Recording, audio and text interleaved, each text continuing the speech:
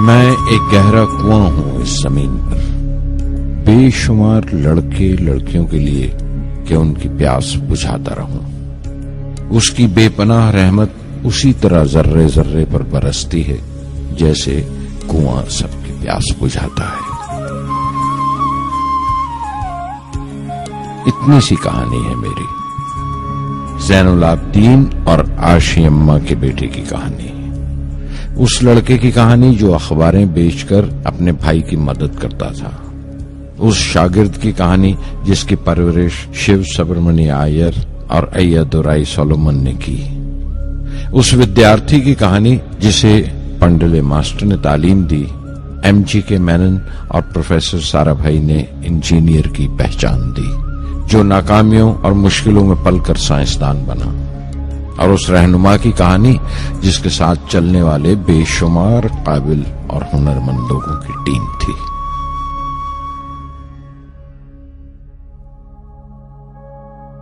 میری کہانی میرے ساتھ ختم ہو جائے گی، کیونکہ دنیاوی معنوں میں میرے پاس کوئی پونجی نہیں ہے، میں نے کچھ حاصل نہیں کیا، جمع نہیں کیا، میرے پاس کچھ نہیں اور کوئی نہیں، نہ بیٹا نہ بیٹی نہ پریوار۔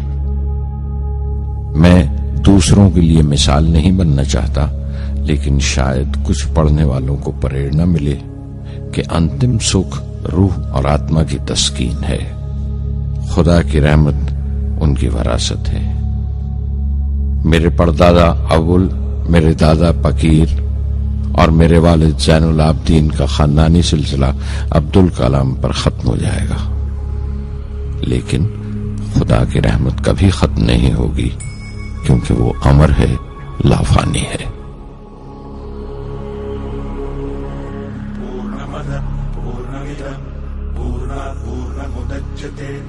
पूर्णस्य पूर्णमादाय पूर्णमेवावशिष्यते। पूर्णमदः पूर्णमिदं पूर्णात् पूर्णमुदच्यते पूर्णस्य पूर्णमादाय पूर्णमेवावशिष्यते। पूर्णमदः पूर्णमिदं पूर्णात् पूर्णमुदच्यते पूर्णस्य पूर्णमादाय पूर्णमेवावशिष्यते। पूर्णमदः पूर्णमिदं पूर्णात् पूर्णमुदच्यते पूर्णस्य पूर्णमादाय पूर्णमेवावशिष्यते।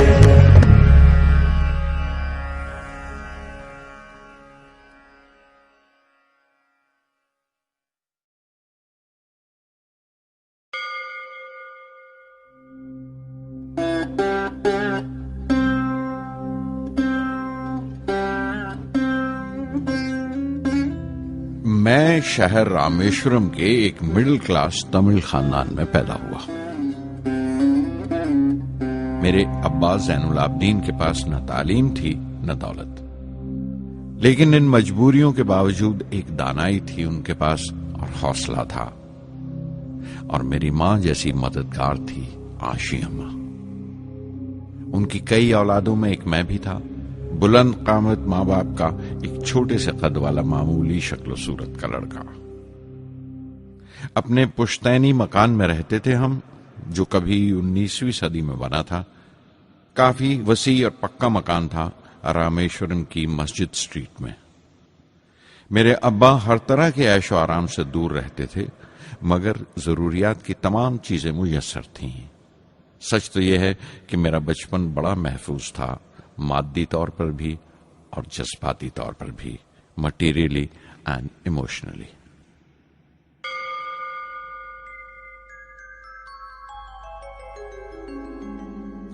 رامیشورم کا مشہور شیو مندر ہمارے گھر سے صرف 10 منٹ کی دوری پر تھا۔ ہمارے علاقے میں زیادہ آبادی مسلمانوں کی تھی، پھر بھی کافی ہندو گھرانے تھے جو بڑے اتفاق سے پڑوس میں رہتے تھے۔ ہمارے علاقے میں ایک بڑی پرانی مسجد تھی جہاں میرے ابا مجھے ہر شام نماز پڑھنے کے لیے لے جایا کرتے تھے۔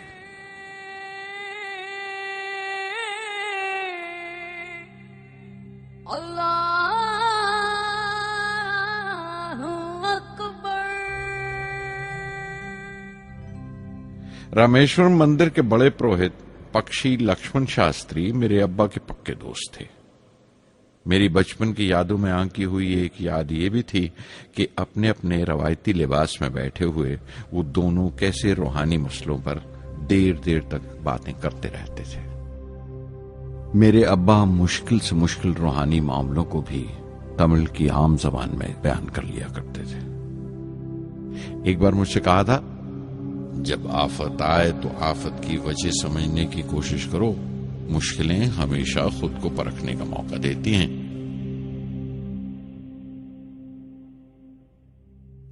मैंने हमेशा अपनी साइंस और टेक्नोलॉजी में अब्बा के असूलों पर चलने की कोशिश की है। मैं इस बात पर यकीन रखता हूं कि हमसे ऊपर भी एक आला ताकत है, एक महान शक्ति है जो हमें मुसीबत, मायूसी और नाकामियों से निकालकर सच्चाई के मुकाम तक पहुंचाती है। मैं करीब 6 बरस का था जब अब्बा ने एक लकड़ी की कश्ती बनाने का फैसला किया, जिसमें वो यात्रियों को रामेश्वरम से धनुषकोडी का दौरा करा सकें, ले जाएं और वापस ले आएं। वो समंदर के साहिल पर लकड़ियां बिछाकर कश्ती का काम किया करते थे। एक और हमारे रिश्तेदार के साथ, अहमद जलालुद्दीन। बाद में उनका निकाह मेरी आपा जोहरा के साथ हुआ। अहमद जलालुद्दीन हालांकि मुझसे 15 साल बड़े थे, फिर भी हमारी दोस्ती आपस में जम गई थी। हम दोनों हर शाम लंबी सैर को निकल जाया करते थे। मस्जिद गली से निकलकर हमारा पहला पड़ाव शिव मंदिर हुआ करता था, जिसके गिर्द हम उतनी ही श्रद्धा से परिक्रमा करते थे जिस श्रद्धा से बाहर से आए हुए यात्री। जलालुद्दीन ज्यादा पढ़ लिख नहीं सके उनके घर के हालात की वजह से, लेकिन मैं जिस जमाने की बात कर रहा हूं, उन दिनों हमारे इलाके में सिर्फ वही एक शख्स था जो अंग्रेजी लिखना जानता था। जलालुद्दीन हमेशा तालीम याफ्ता पढ़े लिखे लोगों के बारे में बातें करते थे, साइंस की इजाद, मेडिसिन और उस वक्त के लिटरेचर का जिक्र किया करते थे। एक और शख्स जिसने बचपन में मुझे बहुत मुतासिर किया वो मेरा कजन था, मेरा चचेरा भाई शमसुद्दीन। उसके पास रामेश्वरम में अखबारों का ठेका था और सब काम अकेले ही किया करता था। हर सुबह अखबार रामेश्वरम रेलवे स्टेशन पर ट्रेन से पहुंचता था। सन 1939 में दूसरी आलमगीर जंग शुरू हुई, द सेकेंड वर्ल्ड वॉर। उस वक्त मैं 8 साल का था। हिंदुस्तान को इत्तेहादी फौजों के साथ शामिल होना पड़ा और एक इमरजेंसी के से हालात पैदा हो गए थे। सबसे पहली दुर्घटना यह हुई कि रामेश्वरम स्टेशन पर आने वाली ट्रेन का रुकना कैंसिल कर दिया गया और अखबारों का गट्ठा अब रामेश्वरम और धनुषकोडी के बीच से गुजरने वाली सड़क पर चलती ट्रेन से फेंक दिया जाता। शमसुद्दीन को मजबूरन एक मददगार रखना पड़ा जो अखबारों के गट्ठे सड़क से जमा कर सके। वो मौका मुझे मिला और शमसुद्दीन मेरी पहली आमदनी की वजह बना। हर बच्चा जो पैदा होता है वो कुछ समाजी और आर्थिक हालात से जरूर असरअंदाज होता है और कुछ अपने जज्बाती माहौल से भी। उसी तरह उसकी तरबियत होती है। मुझे दयानतदारी और सेल्फ डिसिप्लिन अपने अब्बा से विरासत में मिला था और मां से अच्छाई पर यकीन करना और रहमदिली। लेकिन जलालुद्दीन और शमसुद्दीन की सोहबत से जो असर मुझ पर पड़ा, उससे सिर्फ मेरा बचपन ही महज अलग नहीं हुआ, बल्कि आइंदा जिंदगी पर भी उसका बहुत बड़ा असर पड़ा। फिर जंग खत्म हो गई और हिंदुस्तान की आजादी बिल्कुल यकीनी हो गई। मैंने अब्बा से रामेश्वरम छोड़ने की इजाजत चाही। मैं डिस्ट्रिक्ट हेडक्वार्टर्स रामनाथपुरम जाकर पढ़ना चाहता था। शमसुद्दीन और जलालुद्दीन मेरे साथ रामनाथपुरम तक गए मुझे श्वार्ट्स हाई स्कूल में दाखिल कराने के लिए। जाने क्यों वो नया माहौल मुझे रास नहीं आया। रामनाथपुरम बड़ा मसरूफ शहर था और करीब 50,000 की आबादी थी, لیکن رامیشورم کا سکون اور اطمینان کہیں نہیں تھا. گھر بہت یاد آتا تھا اور گھر لوٹنے کا کوئی موقع میں چھوڑتا نہیں تھا. شوارٹز ہائی اسکول میں داخل ہونے کے بعد ایک 15 سالہ لڑکے کے تمام شوق جو ہو سکتے تھے میرے اندر جاگ اٹھے. میرے ٹیچر ایا دورائی سولومن بہترین رہبر تھے، گائیڈ، اس نوجوان ذہن کے لیے جس کے سامنے زندگی کی بے شمار ممکنات کھلنے والی تھی.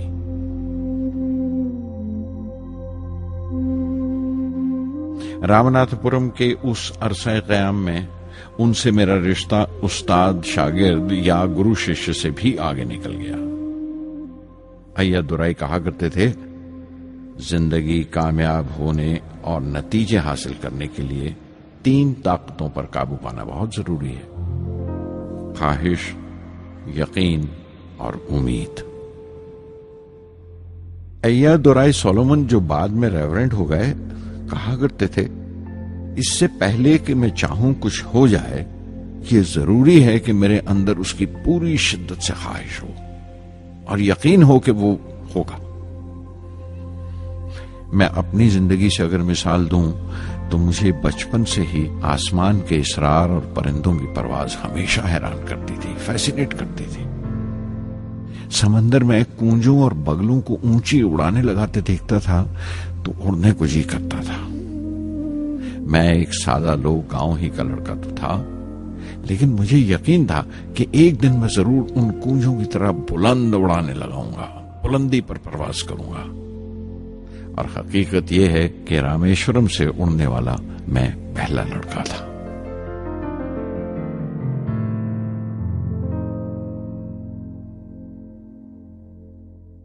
شوارٹز اسکول میں تعلیم ختم کرتے کرتے میرے اندر خود اعتمادی بس چکی تھی اور مجھے یقین تھا کہ میں ضرور کامیابی حاصل کروں گا. میں تعلیم آگے جاری رکھوں گا، اس میں کوئی دوسرا خیال نہیں تھا. سن 1950 میں انٹرمیڈیٹ پڑھنے کے لیے سینٹ جوزف کالج ٹریچی میں داخل ہو گیا. جب بی ایس سی ڈگری کے لیے میں نے سینٹ جوزف کالج میں داخلہ لیا تو ہائر ایجوکیشن کے معنی صرف اتنے ہی جانتا تھا. یہ نہیں جانتا تھا کہ ہائر ایجوکیشن کے لیے کچھ اور بھی ہو سکتا ہے. نہ یہ جانتا تھا کہ سائنس پڑھ کے فیوچر کے لیے اور کیا موقع حاصل ہو سکتے ہیں. بی ایس سی پاس کرنے کے بعد ہی جان پایا کہ فزکس میرا سبجیکٹ نہیں تھا. اپنے خواب کو پورا کرنے کے لیے مجھے انجینئرنگ میں جانا چاہیے تھا. پتہ نہیں کیوں کچھ لوگوں کا ایسا خیال ہے کہ سائنس آدمی کو خدا سے منکر کر دیتی ہے، لیکن میرے لیے تو سائنس اعتماد، وشواس اور روحانی تسکین کی وجہ رہی ہے. کسی طرح میں MIT یعنی مدراس انسٹیٹیوٹ آف ٹیکنالوجی کے امیدواروں کی لسٹ میں تو آ گیا، لیکن اس کا داخلہ بہت مہنگا تھا. کم سے کم 1000 روپے کی ضرورت تھی اور میرے ابا کے پاس اتنے روپے نہیں تھے. اس وقت میری اکا، میری آپا زہرا نے اپنے سونے کے کڑے اور چین بیچ کر میری فیس کا انتظام کیا. مجھ پر اس کی امید اور یقین دیکھ کر میں پسیج گیا.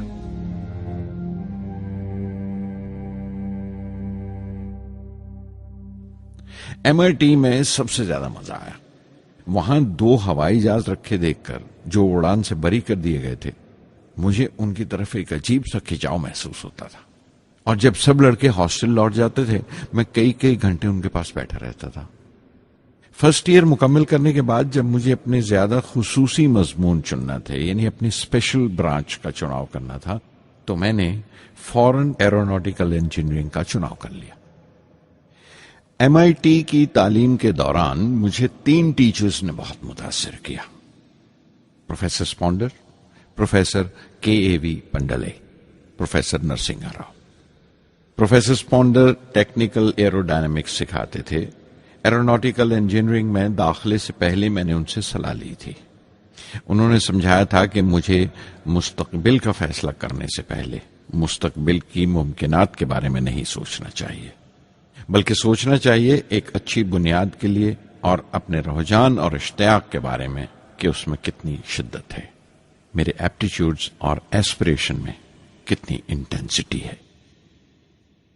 میں خود بھی ہونے والے انجینئرنگ اسٹوڈنٹس سے کہنا چاہتا ہوں کہ جب وہ اپنا اسپیشلائزیشن کا چناؤ کریں تو یہ دیکھیں کہ ان میں کتنا شوق ہے, کتنا اتساہ ہے اور لگن ہے اس شعبے میں جانے کے لیے.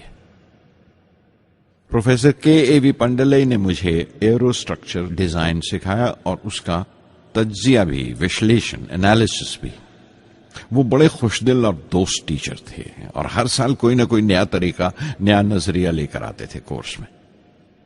پروفیسر نرسنگ راؤ میتھمیٹیشین تھے, وہ ایرو ڈائنامکس کی تھیوری سکھایا کرتے تھے. ان کی کلاس میں داخل ہو کر مجھے میتھمیٹیکل فزکس باقی تمام سبجیکٹس سے زیادہ اچھا لگنے لگا.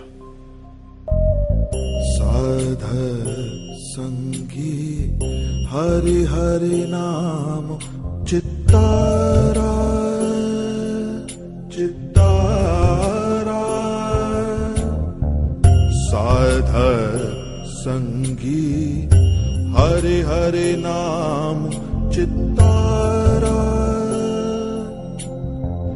سہجی انند ہوے دنو راتی انکر بھلو ہمارا سادھر سنگی سادھر سنگی.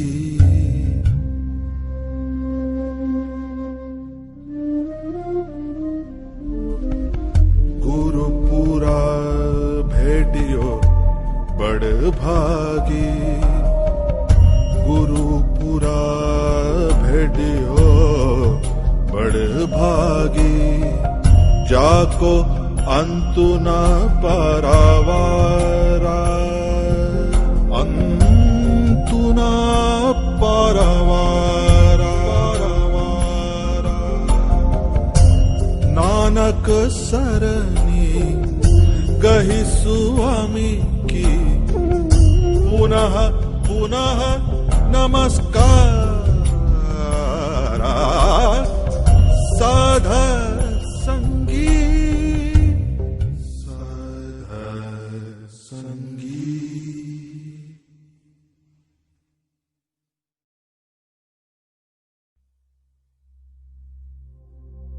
MIT سے میں بنگلور کے ہندوستان ایروناٹکس لمیٹڈ HAL میں بطور ٹرینی داخل ہو گیا.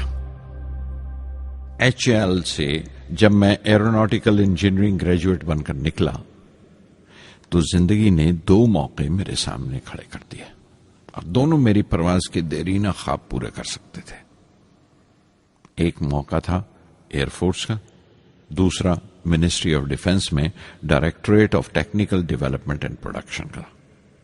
میں نے دونوں میں عرضی بھیج دی اور بیک وقت دونوں سے انٹرویو کا بلاوا آ گیا. ایئر فورس کے لیے مجھے دہرادون بلایا گیا تھا اور ڈیفنس کے لیے دہلی. میرے دونوں مقام 2000 کلومیٹرز کے فاصلے پر تھے. یہ پہلا موقع تھا میرا اپنے وسیع اور وراٹ وطن کو دیکھنے کا. کھڑکی پر بیٹھا میں اس دیش کی سرزمین کو پاؤں تلے سے بہتا ہوا دیکھ رہا تھا. حیران تھا کہ اتر کی طرف سفر کرتے ہوئے ایک ہی ملک کا لینڈسکیپ کیسے بدلتا چلا جاتا ہے. میں 1 ہفتہ دہلی میں ٹھہرا, ڈیفنس منسٹری کا انٹرویو دیا. انٹرویو اچھا ہوا تھا. وہاں سے میں دہرادون گیا ایئر فورس سلیکشن بورڈ کے انٹرویو کے لیے. 25 امیدواروں میں 9ویں نمبر پر آیا. میرا دل بیٹھ گیا, بہت مایوس ہوا اور کئی دن تک افسوس رہا کہ ایئر فورس میں جانے کا موقع میرے ہاتھ سے نکل گیا. میں رشی کیش چلا گیا, دل پر یہ بوجھ لے کر کہ آنے والے دن بڑے سخت ہوں گے.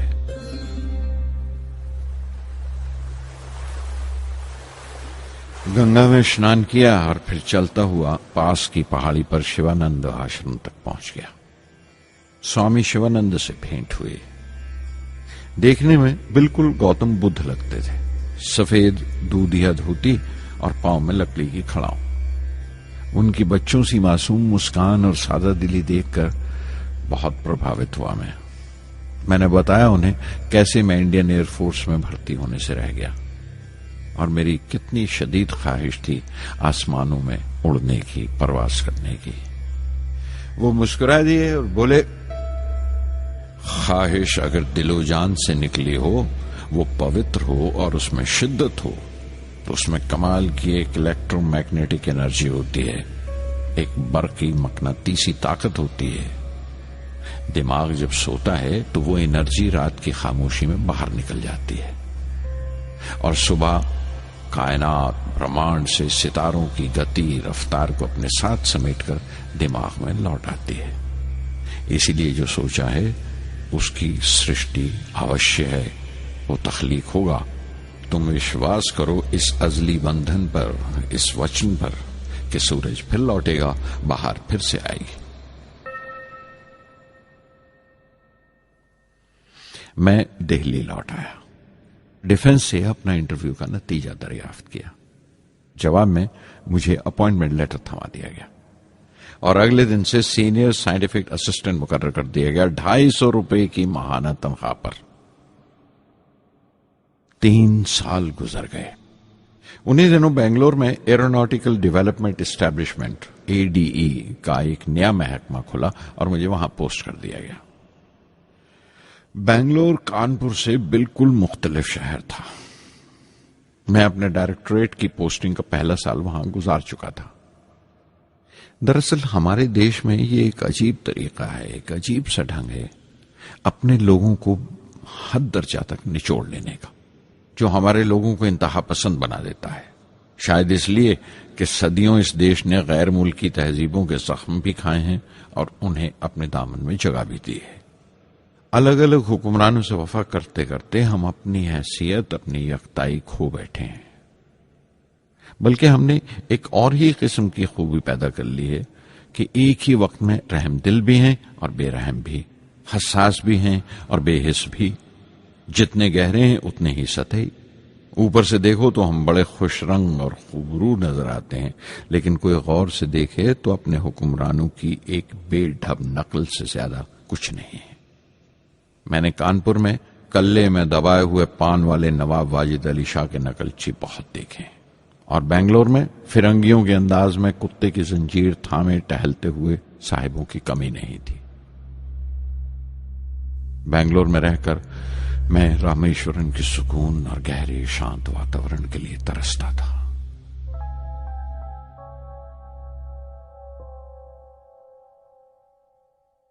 पहले साल तो ADE में कोई ज्यादा काम नहीं था। एक प्रोजेक्ट टीम बनाई थी कि 3 सालों में एक स्वदेशी हॉवरक्राफ्ट तैयार करें और वो वक्त से पहले तैयार हो गया। नंदी उसका नाम रखा गया, शिव की सवारी के आधार पर। उसका डिजाइन हमारी उम्मीद से ज्यादा अच्छा था, लेकिन मैं सख्त मायूस हुआ जब आपसी कंट्रोवर्सीज की बिना पर सारा प्रोजेक्ट बालाए ताक रख दिया गया, बंद कर दिया गया। Professor MGK Menon, Tata institute of fundamental research के डायरेक्टर, एक रोज अचानक ही हमारी जांच पड़ताल को आ पहुंचे। नंदी का जिक्र निकला। मुझसे पूछताछ करते हुए उन्होंने ख्वाहिश जाहिर की एक 10 मिनट की उड़ान के लिए।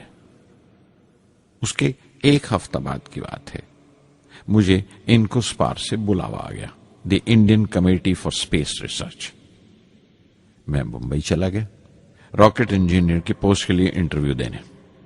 मेरा इंटरव्यू लेने वाले डॉक्टर विक्रम साराभाई और प्रोफेसर MGK मेनन के अलावा मिस्टर सराफ थे, जो उस वक्त एटॉमिक एनर्जी कमीशन के डिप्यूटी सेक्रेटरी के ओहदे पर थे। डॉक्टर साराभाई की गर्मजोशी ने पहली ही मुलाकात में मेरा दिल मोह लिया। अगले ही दिन मुझे खबर मिल गई कि मैं चुन लिया गया। मुझे इनकोस्पार में रॉकेट इंजीनियर की हैसियत से शामिल कर लिया गया था।